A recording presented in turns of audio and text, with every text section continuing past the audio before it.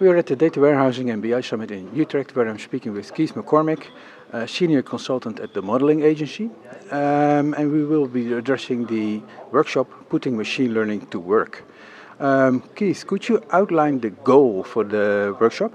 Sure. What I'm trying to do is get people more comfortable with modeling in general.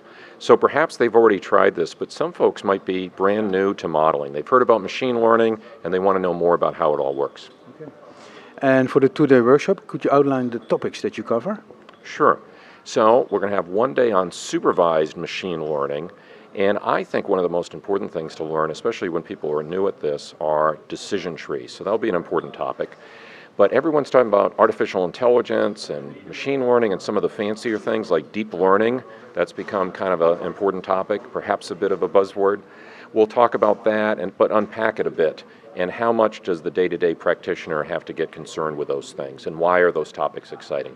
Also, we'll talk about unsupervised learning. So cluster analysis, which folks have probably heard of, some other techniques that maybe are newer to them, and things like anomaly detection as well. And what are the job titles that you usually see on your workshop? So who is it intended for? Sure. Well, if someone has modeling in their title, they'll certainly get some value out of this. But a lot of folks come to a workshop like this because they're in a BI or IT role or some other related analytics or data support role, and they want to know more about what this is all about, and we certainly recognize that audience.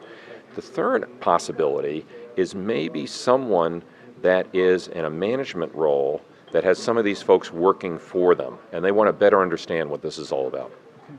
Well, thank you very much, Keith. Thank you, Werner.